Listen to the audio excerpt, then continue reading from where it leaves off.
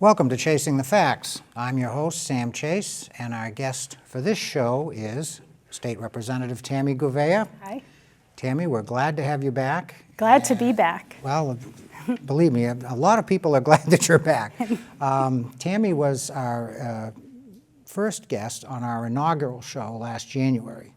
So I asked her to come back for our inaugural show for the fall season. And she graciously said she would be here. And as many of you know, and maybe some of you don't know, Tami is a fairly new state representative, having been elected in last November and started the January session, the legislative session. She is the state representative for Carlisle and Concord, and Acton precincts 1, 2, and 6, and Chelmsford precincts 1 and 9. Yes. So you are my state rep, yes, living in precinct 1. And the last time we had Tami on, she had just started in the legislature, getting her feet wet, but now you've had, 9 months or so. Mm-hmm. And judging from the number of bills that you've sponsored and co-sponsored, I'd say you've been very, very active in this session. Yeah. But before we get into that, I'd like just to spend a little bit of time following up on some of the things we talked about last January, things that are of vital interest to the Chelmsford community, mm-hmm. and also your other precincts as well. How would you assess your attempts and successes or failures, if you will, establishing your local communication, lines of communication with town managers and constituents generally? Could you talk a little bit about that? Yeah, absolutely. So I think we talked about this last time, how mm-hmm. committed I was to making sure that constituents had a way to reach me. I conducted office hours every single week, sometimes twice a week, throughout the district to make sure that I was available to listen to concerns, ideas, solutions that folks had. So I did those throughout the district, starting in January, all the way up through July. Took a little bit of a break in August because so many people are away, and we'll be picking those back up in the fall. Again, to make sure that I'm available. I have a newsletter that I send out about every 3 to 4 weeks that highlights where I've been in the district, where I will be in the district, meetings that I'm having, bills that I've sponsored or co-sponsored, testimony that I've provided on those bills, and just, when constituents come and visit up at the State House, what are some of the things that I'm hearing about? In addition to the newsletter, also maintaining an active website, social media presence. I post all of the votes that I take in the chamber so that people out in the district know where I stand on a particular issue. That's not a common practice across all of the state representatives and senators in the state. But when I was running for office, and one of the reasons why I ran for office is to make sure that we have a true voice in our democracy, and that the legislature is more transparent. So I feel like it's really important for me to make sure that I'm vocal and active and pushing out as much information as possible without overwhelming voters, but just really being present and posting so that people know where I stand on particular issues. When it comes to town leadership, I've had regular meetings with town managers and chiefs. We'll be picking those back up starting in the fall again, just to make sure that I have a line in. But your town manager is very active in reaching out via email. We've had email exchanges on an ongoing basis.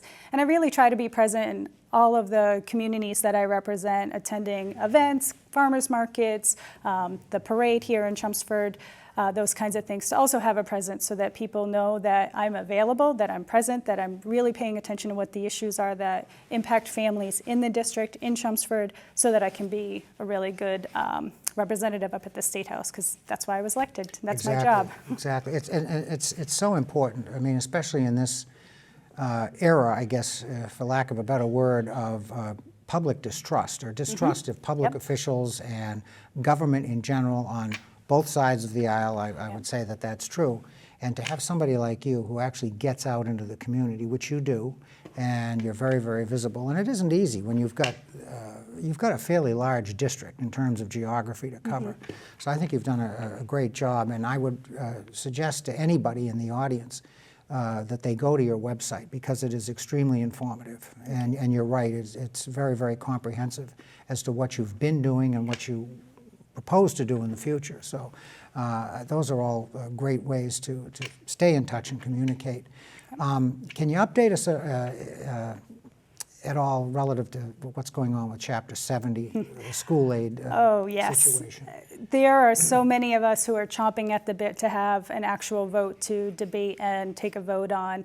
The committee has been hard at work, as you may or may not know, and audience members may or may not know.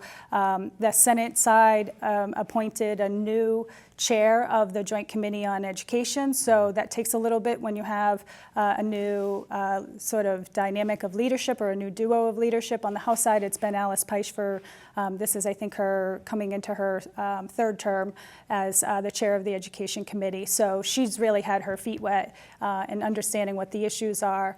Senator Lewis on the Senate side has needed to take some time to really get ramped up. They did tours in different parts of the state to understand what some of the issues are that are impacting districts throughout the Commonwealth. We don't have a specific proposal in hand. We do know that they are taking a really hard look at what was in the Foundation Budget Review Commission report, which was a bipartisan, bicameral effort. Had a whole bunch of stakeholders who really weighed in on what we ought to be looking at as a state to make sure that we are fully funding education across the board, so that we're not leaving students with special needs behind, that we're not leaving English language learners behind, and that we're not leaving low-income students behind, and that we're fulfilling our responsibility in terms of the health benefits side for the employees and our teaching staff in our schools. So we don't have a bill yet. We're hearing, and there was just a Boston Globe report that we are expecting something this fall that will hit the floor that we'll be able to take up and have a debate on. And that's good. What we're hearing out in the field, if you will, is that whatever is likely to finally come out, the emphasis is going to be more on funding the urban areas more than the suburban areas. And that's not meant as necessarily as a criticism, but I think it's important for people in Chelmsford and Acton, folks that do rely somewhat on the Chapter 70 funding, that the expectations are not falsely set. I don't want people to think that as a result of this new initiative, the town of Chelmsford suddenly is going to get another $3 or $4 million in Chapter 70 funding.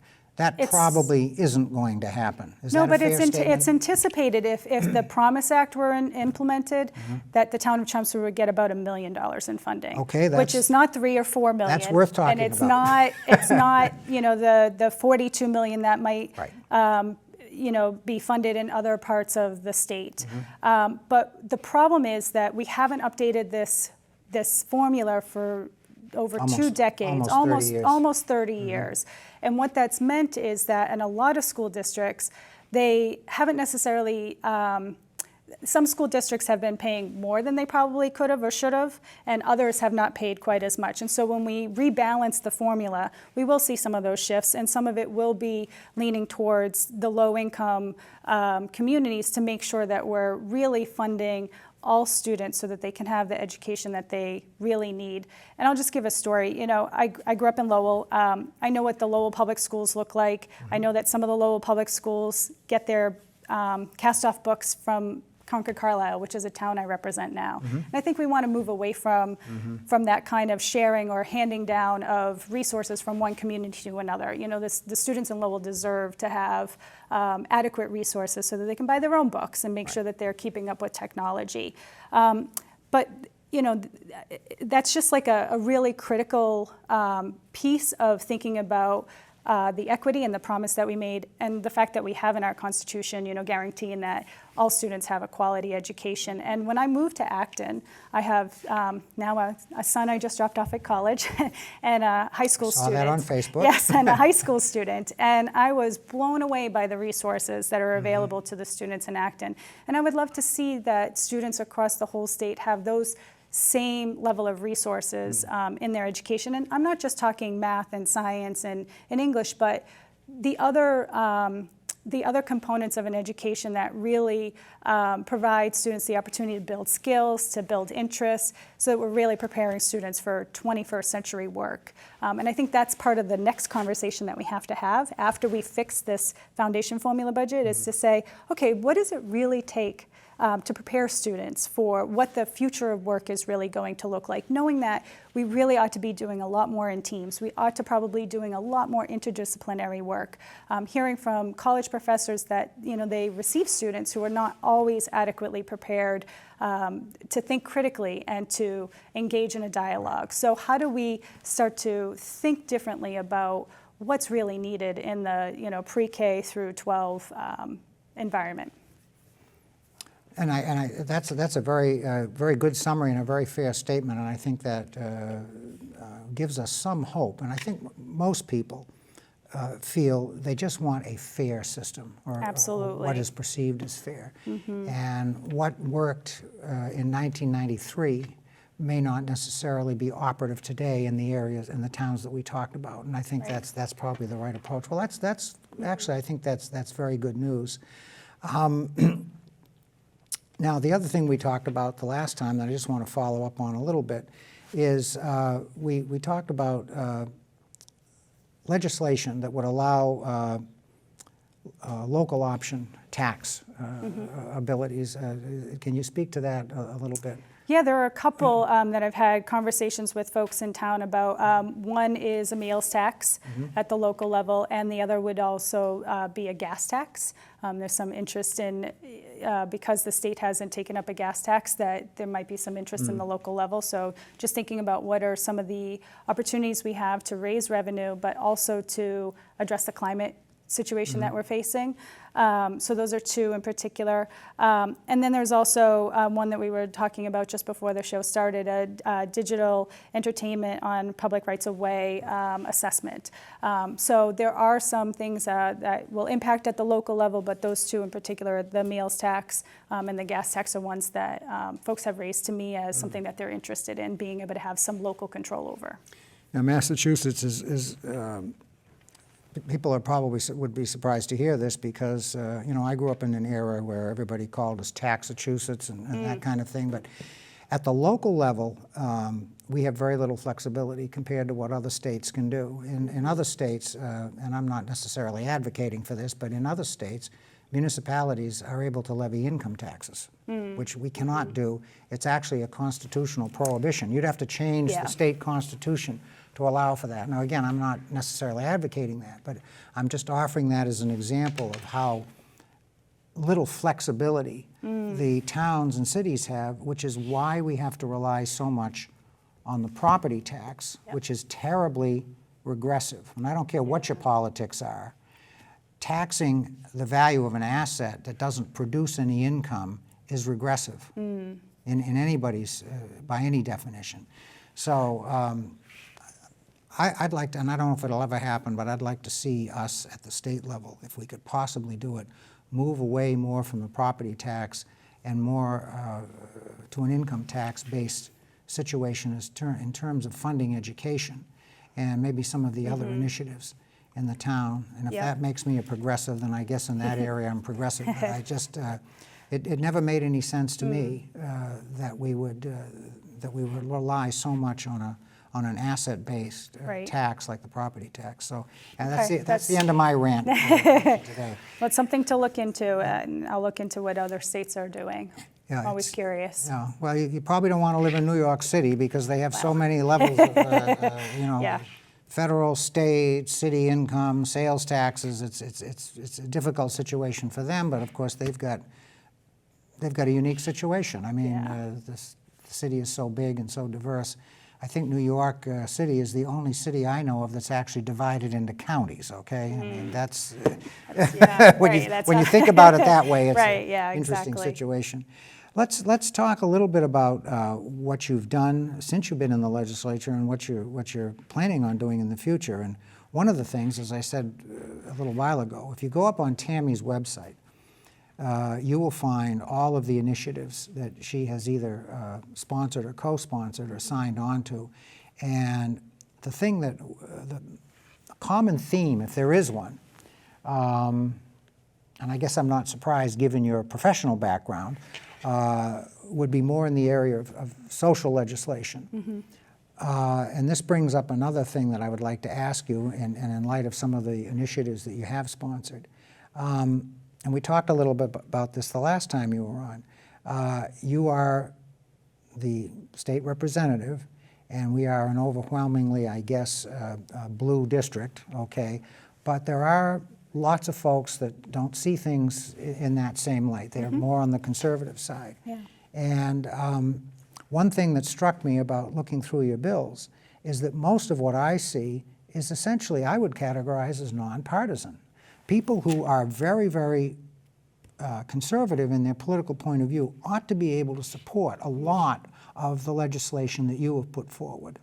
And even though most of it could probably be categorized as somewhat progressive. But still, I mean, I read through almost all of these and I just didn't, there are a few things I didn't agree with, but the meat of what you were trying to accomplish, I think, is what I'm talking about. You just, you know, it's to put forth a positive message, treat people fairly, and try to overcome some of the entrenched inequities, I guess, that have plagued us forever. Okay. Yep.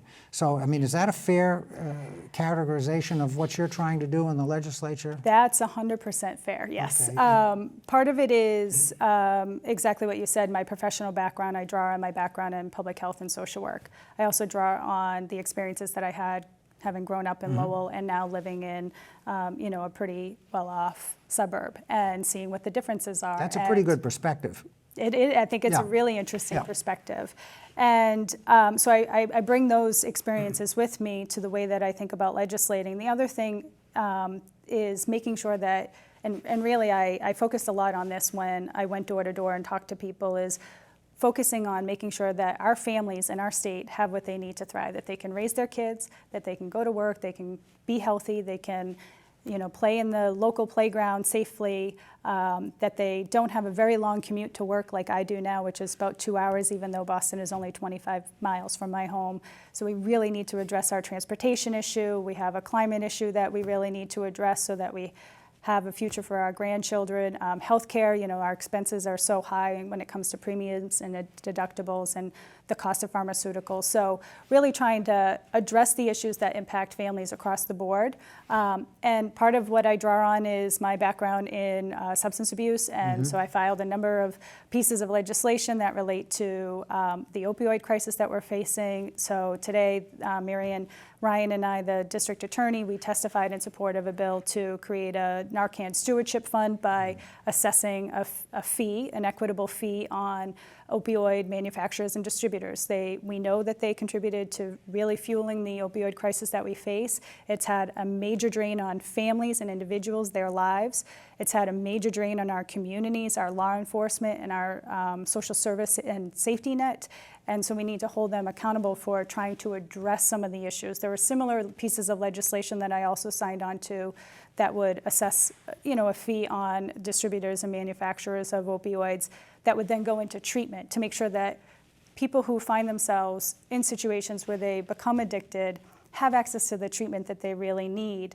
And you know, the pendulum is kind of changing a little bit around how we're thinking about addiction in this state, how we want to treat people who are experiencing a substance use disorder, and making sure that they have access to the treatment that they need. So really focusing on what are the areas of expertise that I bring into the building, and some of the things that I ran on around transportation and climate change. Those bills, there are hundreds of bills related to those two big issues. There's no need for me to go and reinvent the wheel, but really bringing in a different perspective of some of the things that I think are important for us. And some of the bills that you file as a legislator are just to get a conversation going. We know that they're not perfect right when we, you know, hit the send button and submit them to the clerk.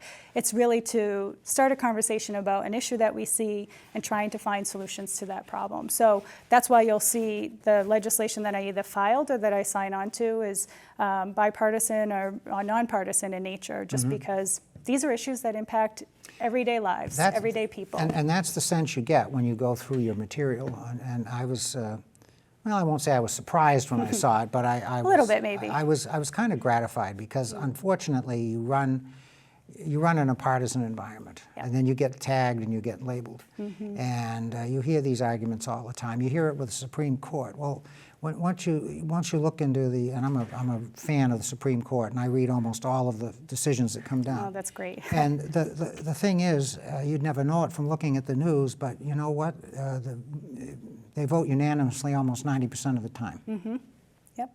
Well, isn't that interesting? Yeah. Okay, which shows you that there's a lot more common ground in thinking and sentiment, and when people try to think that way, I think we can make some progress. And I think the same thing is true in the Mass legislature. It may be overwhelmingly Democratic, but I think you have shades of Democrat and you may even have shades of Republican. I don't know. There's not that many. You do, yeah. No, but there I is, mean, yeah. I think there's a lot of room for quote unquote crossing party lines and trying to get something done that's actually going to impact people's lives positively. And there's a lot of work to do. I agree. You touched upon this already, I think, in what you just said. But I was particularly interested in your economic justice bill. Yeah. That you have sponsored. The Universal Basic Income Correct. Pilot study, which I understand can be seen as something pretty radical, controversial. But again, it's to start a conversation. There are a number of people on both sides of the aisle. You want to know how radical that is? Yes. Now, you may not be old enough. That it's been around Do since you the know, 1500s? guess which president within the last 50 years proposed a guaranteed minimum income? FDR. No. Oh. Richard Nixon. Now, you never I would don't have known remember that. that, Okay. Nixon wasn't. Thank you for telling me that. Nixon wasn't anywhere near as conservative as people think he was. Right. Okay. But still, this is an idea that's been around for a long time, and Yes. if you really look at it, it could actually be cost positive in the final Absolutely. analysis. And that, I think, it's just like with any new idea or relatively new idea, it takes a little bit to get the message out about what it really means, because, you say universal basic income or guaranteed income and say, oh, that means people aren't going to work. Well, human beings are wired to learn, we're wired to work, we want to feel useful, we want to contribute. So the vast majority of people who might receive a guaranteed income will still continue to work, but they're not going to have to work 2 jobs or a full-time job and a part-time job. It's a threshold type of situation. And for those who are extremely wealthy, then, just like we pay income taxes, it'd be the same thing. That would be rolled into what the income is that you earned for that particular year, including the guaranteed income. And then it would be taxed at whatever the rate is set at that time that, this bill, if it ever gets passed. But the benefits are that you eliminate all of the bureaucracy that goes with someone going and having to tell their story about they got laid off and now they need, subsidized health care, and then go to somewhere else to get food stamps or, SNAP benefits because they got laid off or hurt their back and can't work for a while. And every time they have to go fill out similar paperwork, tell their story over and over again to 4 or 5 different bureaucracies that have slightly different eligibility requirements, and don't repeating the necessarily talk to same one exact. another. They don't talk Right. to one another. It's very siloed. With a true universal basic income, you eliminate all of that. Now, of course, in the situation here with the bill that I co-filed with Senator Eldridge, piloting it, it's not feasible to eliminate all those other benefits. But just testing it out, how do people save their money? How do people spend their money? And through some national work that I did, I worked with some of the folks in California who have been testing this. So I have a way to find out what has been going on for them in testing out this sort of similar idea. So we'll see where it goes. It's the first time it's been filed in the legislature. There were a lot of questions from the committee when we testified before the committee on the House side of the bill. But we'll see where it goes. And I also have a lot of interest in the jobs guarantee as well, making sure that as our population ages and as the nature of work, right? And as the nature of work changes and we don't have enough people going into the caretaking professions that we need in order to make sure that we're adequately taking care of our aging population. So what does that look like? It means that people in our age group right now take time off to care for an older or aging loved one, perhaps. What economic impact does that have on our ability to earn a wage, to pay for our child's college education, to pay for our health care premiums, Well, et cetera, et cetera. You see it in the housing situation in the state. Yes, the housing situation is a really big issue. So, just trying to look at things slightly differently. But back to an earlier comment you made about the bipartisan and nonpartisan nature of the approach that I take to the agenda that I've put together. It also comes with needing to really listen to other people and their perspectives, and not making assumptions about what someone's opinion might be because of a particular profession that they have. Very important. Or a particular, party that they show up in. There are a number of bills that I've signed on to that have been filed by Republicans. They're good bills. Why wouldn't I sign on to them? That kind of thing. So it's the listening part that I think we need to really That's why I think you're build. going to continue to be successful. Thank you. You're going to get Republicans who otherwise wouldn't vote for a Democrat that are going to vote for you. Okay, Thank you. and that's what you want. I mean, that's what we ought to be striving for. So, it all sounds good, and I promised Pete Padula that we'd talk about the yes. local cable access funding, H4045. So maybe could you touch upon that a little bit? Yes, this was filed by Representative McMurtry. I think it was just filed pretty recently. I've signed on to it. The bill would impose a 5% fee on digital streaming. So right now there's no fee attached to streaming of Netflix or Hulu or any of those systems. And in order to stream, those use the right-of-way of things that already exist. So public rights-of-way is part of what's built into this bill. And to make sure that we're able to have a consistent, sustainable funding stream to support local cable access. That's where we find out what's happening at town meeting, what's happening in municipal meetings. And without having local cable access through shows like this and out in the community, it puts your average citizen, your average resident at a disadvantage to not be able to tap into the information that comes via local cable access. So we want to make sure that local cable access is continued to be funded, and this particular assessment mechanism will work towards that. The money that gets raised from it, some of it will go to the general fund, some will go directly to municipalities and towns, and the rest, the 20% remaining, will go to support local cable access. So it is a bill that I hope gets traction this session. I haven't heard anything if it's had a hearing yet, but I will be paying attention to it as a co-sponsor of the bill. Well, that's great, and I know that the local cable access folks are a little bit alarmed at what's been going on at the federal level with the FCC, and we talked a little about bureaucratic entities and so forth, and of course we have many at the federal level that are not necessarily subject to the political process. Right. And it's tough when you get rule-making organizations that have the power to basically, I mean, you can talk about regulations, but essentially they have the force of law, and there's not too much you can do about it. I know the folks here, and I'm very concerned about the potential loss of funding to the degree that they're going to have to cut back on the offerings. And there's nothing like being able to sit in your living room on a Monday night and watch a selectmen's meeting, as opposed to having to get into your car and trudge through 2 feet of snow in the middle of December and so forth. And anything I think that we can reasonably do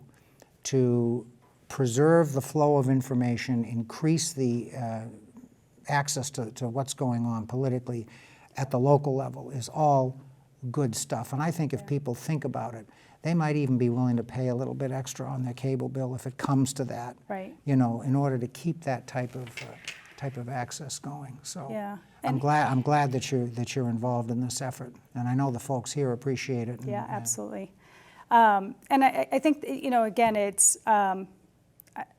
goes back to the question around fairness as well. Correct. It's only fair to assess a fee on those companies that are streaming information and streaming shows and movies, et cetera, to us, because they're using public infrastructure to be able to do that streaming. So it's only fair that they contribute to the use of that infrastructure, just like cable does. Absolutely agree. Yeah. With Tami, I can't believe it's gone by so quickly.